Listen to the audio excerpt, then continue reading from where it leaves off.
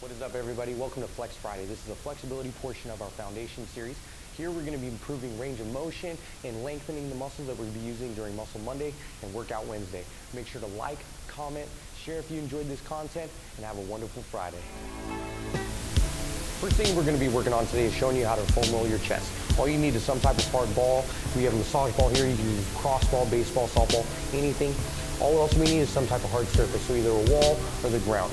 So we're going to put the ball against the wall, put the ball against our chest, lengthen out that arm, and we're going to apply pressure as we roll around our chest.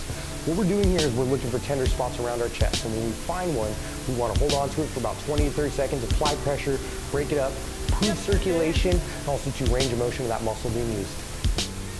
And the last thing we're going to be working on is the door stretch. And the reason why we call it the door stretch is because you just need a doorway. We're going to be using a rack here. We're going to stand directly beside the rack, arm perpendicular to the rack, arm running up along the rack.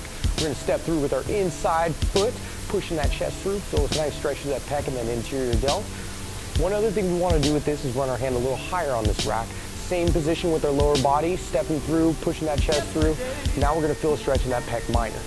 You're going to want to do this 20 to 30 seconds, each side 2 to 3 times. Do this either post-workout or sometime you're not physically active.